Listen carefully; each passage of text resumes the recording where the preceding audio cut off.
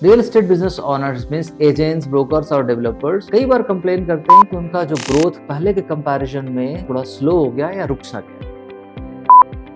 अगर आपको भी ऐसा फील होता है तो ये वीडियो फिर आपकी। इस वीडियो में आपको बताऊंगा कि वो कौन से 7 एनिमीज हैं जो आपके ग्रोथ को रोकता है, और साथ में मैं ये भी बताऊंगा कि आप उससे कैसे जीत सकते हो।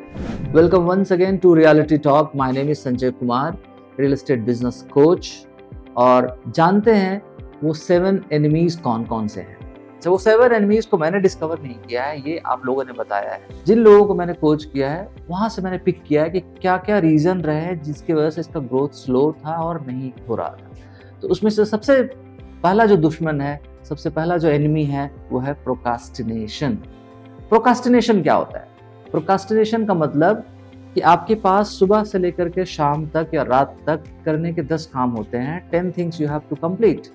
उसमें से 2 या 3 होंगे जो बहुत ही इंपॉर्टेंट वर्क होंगे और बाकी इंपॉर्टेंट नहीं होंगे या कम इंपॉर्टेंट होंगे। ज़्यादातर रियल्टर्स क्या करते हैं, अपना टाइम जो लेस और नो इंपॉर्टेंट वाले वर्क है उसमें फोकस करते हैं, और वो जो बहुत इंपॉर्टेंट वर्क है उस पर फोकस नहीं कर पाते हैं और उसको पोस्टपोन कर रहे होते हैं। आज नहीं तो कल, कल नहीं तो परसों, and this is how they postpone. और इसी सिचुएशन को हम लोग कहते हैं प्रोक्रास्टिनेशन। सो आप भी देखेंगे, अगर आपका ग्रोथ फास्ट नहीं हो रहा है या आपके सेल्स बहुत ज़्यादा नहीं बढ़ रहा है तो प्रोक्रास्टिनेशन का बहुत बड़ा रोल होता है। So you can find out कि कौन कौन से एरिया में आप प्रोक्रास्टिनेट करते हैं, स्पेशली इन मार्केटिंग या सेल्स के प्रोसेस में या टीम मैनेजमेंट में। Where are you procrastination, you can note it down somewhere. So दूसरा नंबर का जो एनिमी है उसे हम लोग कहते हैं sense of complacency. So what is sense of complacency? See, जब आप नए होते हैं बिजनेस में या आपने रियल एस्टेट की दुनिया में पहले बार ही कदम रखा है तो आप बहुत मेहनत करते हैं और हर एक डील के लिए आप जी जान लगाते हैं। सुबह से लेकर शाम तक जिनको फॉलो करना है तो फॉलो कर रहे होते हैं, किसी तरह से आप डील को मैच्योर करना चाहते हैं। लेकिन जैसे जैसे आप इस बिजनेस में आगे बढ़ते हैं तो क्या होता है कि आपका जो एफर्ट है पहले का वो पहले से कम हो जाता है। क्यों? क्योंकि जिन ज़रूरतों के लिए आपने मेहनत किया वो ज़रूरतें पूरे होने लग जाते हैं। तो क्या होता है कि जो काम करने का जज्बा होता है पहले से कम हो जाता है। मेरे एक बहुत अच्छे मित्र है रियल एस्टेट में, he is running a very good company. 400-500 लोगों का टीम है उनके पास, ब्रोकरेज फर्म है। उन्होंने मुझे अपनी स्टोरी में बताया कि जब वो शुरू किया था उन्होंने, तो कई उनके टीम मेंबर्स थे, वो बाइक में आए थे, साइकिल्स पे आए थे या बस में आए थे, और वो लोग बहुत मेहनत करते थे। और पिछले 4 साल 5 सालों में किसी के पास 50 लाख से 1 करोड़ की कार है, अपना घर है, सब कुछ हो गया, डिफेंडर जैसी गाड़ियाँ घूम रहे होते हैं, और आज वो रील्स देख रहे होते हैं पूरे दिन ऑफिस में। जितना जील और मेहनत के साथ जो उन्होंने पहले काम किया है, अब सेम लेवल ऑफ एफर्ट वो नहीं लगाते हैं। और ये ऐसा क्यों होता है? Because of sense of complacency. Now let's talk about third enemy. Third enemy क्या है? वो है आपका short term focus. Short term focus क्या होता है? ज़्यादातर रियल एस्टेट एजेंट्स, ब्रोकर्स और डेवलपर्स देखेंगे, उनका मेन रीज़न बिजनेस में आने का होता है पैसा, और वो लाजमी भी है। सभी लोग पैसे के लिए ही बिजनेस में आते हैं, लेकिन पैसा जो कमाने का जो तरीका होता है वो 2 तरीका होता है, एक होता है शॉर्ट टर्म और एक होता है लॉन्ग टर्म। अनफॉर्चुनेटली ज़्यादातर रियल एस्टेट प्रोफेशनल्स का जो फोकस होता है पैसे को लेकर के वो शॉर्ट टर्म होता है। मतलब क्या हुआ, उनके अपने खर्चे हैं, हर monthly expenses like office expense, उनका कम्युनिकेशंस का, कम्यूटेशन का, एम्प्लॉयज़ एक्सपेंडिचर्स एंड ऑल। और इन खर्चों को निकालने के लिए हर बार उनका फोकस होता है कि कैसे इस महीने डील हो जाए, और उस डील के पीछे ही अपना सारा एनर्जी और फोकस को लगाते हैं। They are not able to build any long term vision for their career and their business, और यही रीजन है कि वो ज़्यादा ग्रो नहीं कर पाते हैं। So every business which grows has a long term vision. आप अपने आप से पूछिए कि आप रियल एस्टेट बिजनेस में क्यों हैं? क्या सिर्फ पैसा and you have certain vision? You will get the answer. Let's talk about fourth enemy. चौथा वो कौन सा बड़ा दुश्मन है जो आपके बिजनेस में आपको ग्रो करने नहीं देता है, और वो है इनकंसिस्टेंट एक्शन।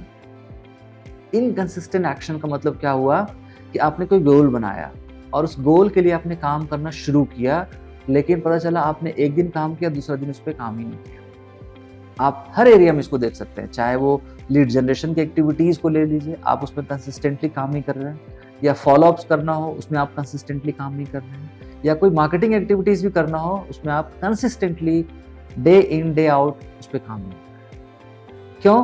क्योंकि आप जब शुरू करते हैं तो बड़े फोर्स से, बड़े एनर्जी से शुरू करते हैं, और जब रिजल्ट आपके पास तुरंत और इमीडिएट नहीं मिलता है तो आप उस काम को वहीं पे ड्रॉप कर देते हैं, या अपने मूड और सिचुएशन के हिसाब से फिर कभी उसको बाद में करना शुरू करते हैं। इसी को हम लोग कहते हैं इनकंसिस्टेंट एक्शंस।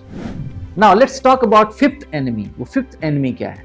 फिफ्थ एनिमी है ignorance about money management. Ignorance about money management का मतलब क्या होता है, इसको समझते हैं थोड़ा डिटेल से। देखिए, पैसे के 3 लेवल होते हैं। Money has 3 levels. First is making money, the second is managing money, and third is multiplying money. ज़्यादातर जो रियल एस्टेट प्रोफेशन में है, उनके पास जब वो डील करते हैं तो एक साथ इकट्ठा बहुत सारा पैसा आता है कमीशन का, क्योंकि अमाउंट और वैल्यू बड़ा होने की वजह से उनके पास पैसा आता है। So this stage is called making money, right? So you are making money every month after closing any deals. Now the second level is managing money. Managing का मतलब ये होता है कि आप उस पैसे को कैसे मैनेज करें ताकि आपका वो मंथ और आने वाला कुछ मंथ स्मूथ चले। टैक्स का पैसा टैक्स में जा रहा हो, एम्प्लॉयज़ की सैलरीज के लिए जा रहा हो, या मार्केटिंग में जितना एक्सपेंडिचर जाना हो उतना उस पर खर्च हो रहा हो, इस पर वो लोग काम नहीं करते, ना कि इस पर फोकस देते। और नतीजा क्या होता है? अक्सर वो लोग कैश क्रंच में होते हैं। डील करने के बावजूद भी हमेशा वो लोग कैश फ्लो का प्रॉब्लम हमेशा उनके साथ बना रहता है, क्योंकि they are ignorant about their money management. और थर्ड लेवल होता है multiplying the money, means investing money into the right tool. वो लोग दूसरों को एडवाइस करते हैं कि पैसा कहाँ लगाएं और कैसे ग्रो करें, लेकिन जब बात आती है उनकी खुद की पैसे की ग्रोथ की, so they are absolutely ignorant about all this things. So this is the fifth biggest enemy. आप कमेंट बॉक्स में लिखकर बताइए कि मनी मैनेजमेंट में कौन सा पार्ट आपका वीक है? मेकिंग मनी, मैनेजिंग मनी और multiplying money. Now let's talk about sixth enemy जो आपके ग्रोथ में बाधा बना हुआ है, और वो है misalignment with family. Misalignment with family क्या होता है? ये एक ऐसा पार्ट है जिसको लोग टेकन फॉर ग्रांटेड लेते हैं। उनको ऐसा लगता है कि ये तो मैनेज हो जाएगा, और वो बाहर वाले को तो कम, घर वालों को ज़्यादा गोली देते हैं। जैसे घर पे टाइम पे नहीं पहुंचना, बच्चों को या वाइफ को या पेरेंट्स को टाइम नहीं देना, और आपको ऐसा लगता है कि इसका बिजनेस पे कोई डायरेक्ट इम्पैक्ट नहीं पड़ता है, देन यू आर रॉन्ग। जिन जिन लोगों का फैमिली में अलाइनमेंट नहीं है, you will feel they are not productive at work place, they are not highly motivated to earn more money, they are not stable in their life.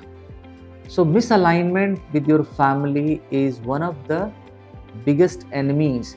अगर आपको business को ग्रो करना है तो आपके और आपके फैमिली के बीच के अलाइनमेंट को ठीक करना पड़ेगा। Now let's talk about seventh biggest enemy.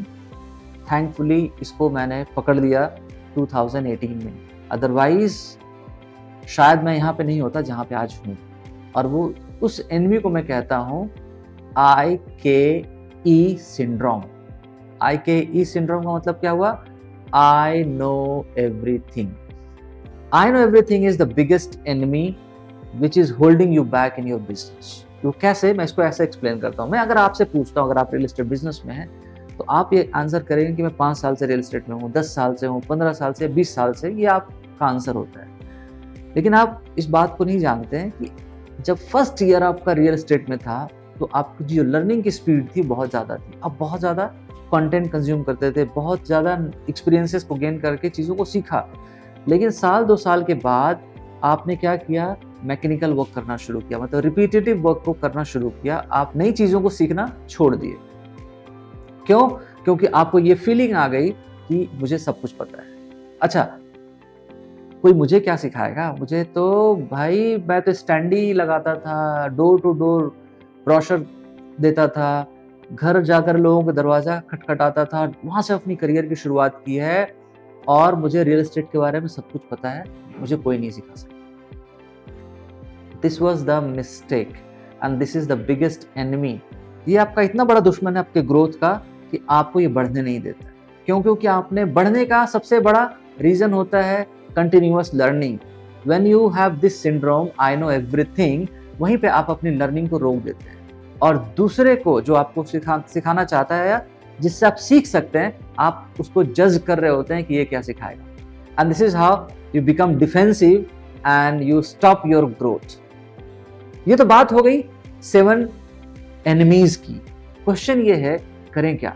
अगर आपने स्पॉट कर लिया, हो सकता है ये 7 के 7 एनिमीज आपके पास हो या हो सकता है इसमें से 1 हो या 2 हो, लेकिन अब क्वेश्चन ये है कि इससे लड़ें कैसे इसको खत्म कर सकते। So there are so many methods, लेकिन मैं उन मेथड्स के बारे में बताऊंगा जो ज्यादातर लोग प्रैक्टिस करते हैं या जिन लोगों ने इन दुश्मनों को हराया है, वो कौन से तरीकों से इनको हराया है, मैं उसके बारे में बताता हूँ। तो 2 तरीके हैं। सबसे पहला तरीका है कि आपको देखना पड़ेगा कि ये जो एनिमीज हैं ये बेसिकली आपके खुद के क्रिएट किए हुए एनिमीज हैं। आपका खुद का कोई हैबिट, चाहे वो बैड हैबिट हो या गुड हैबिट है, जिसके वजह से ये एनिमीज आपके बने। सो आपको करना क्या है, किसी एक हैबिट को स्पॉट करना है और उस हैबिट को या तो आप डेवलप कीजिए नया उसके प्लेस पे, या उस हैबिट को डिलीट कीजिए, मीन्स उसको पॉज कीजिए। एग्जाम्पल के लिए, आपको ऐसा लगता है कि आप रियल एस्टेट में वाकई में कुछ सीखना चाहते हैं, कुछ करना चाहते हैं और मार्केट के दूसरे एजेंट्स या दूसरे ब्रोकर से कुछ एक्स्ट्रा सीखना चाहते हैं, लेकिन आप सुबह नहीं उठ पाते हैं क्योंकि आपको लगता है कि morning is the best time for you to learning. लेकिन आप सुबह मान लीजिए 7 o'clock उठते हैं, तो first develop a new habit to get up at 6 o'clock और 5 o'clock। आप इस हैबिट को पहले डेवलप करें, एक हैबिट को। ग्रेजुअली यू विल फाइंड कि आपने जब इस हैबिट को डेवलप कर लिया तो आप फिर दूसरे हैबिट को पकड़ें जिसको आप डेवलप करना चाहते हैं या डिलीट करना चाहते हैं। डेवलप जैसे आप लोगों के साथ कम्युनिकेशन कम करते हैं, अपने क्लाइंट से, एग्जिस्टिंग क्लाइंट से या ओल्ड क्लाइंट से। So you develop this habit कि आज मुझे पुराने 4 क्लाइंट से या 2 क्लाइंट से या 1 क्लाइंट से मुझे फोन पे बात करना है, कैजुअल। इस तरह से 1 से 2 से 5 से you can develop habit of being in communication with your existing clients or new clients, and this will help you to develop a new habit. This is the first method कि habits में change लाएं, चाहे नए habits को develop करें या पुराने habits को delete करें। Now the second method to win or fight with these enemies is hire a coach or mentor. मैं ऐसा नहीं कह रहा हूँ कि आपको कोई प्रोफेशनल मेंटोर या कोच को हायर करना है। This can be your senior bosses, this can be your family members, anybody जो आपके इन एनिमीज को स्पॉट करके स्ट्रैटेजिकली फीडबैक दे पाए और एक डायरेक्शन में आपको ले जाने का पाथ तैयार करके कंटिन्यूअसली उस पर आपको फीडबैक दे सके। You can find anybody who can help you in this journey. So I am sure आपको आज का टॉपिक पसंद आया होगा और आप उन एनिमीज को स्पॉट कर पा रहे होंगे और इन सोल्यूशन को इम्प्लीमेंट करके आप एनिमीज के साथ फाइट करके अपने बिजनेस ग्रोथ को फिर से एक नया रफ्तार दे सकते हैं। अगर आपको ऐसा लगता है कि इन 2 सॉल्यूशंस के अलावा भी कोई और भी सॉल्यूशन आपके पास है तो आप कमेंट में जरूर बताएं ताकि ये लर्निंग का प्रोसेस चलता रहे। Thank you very much.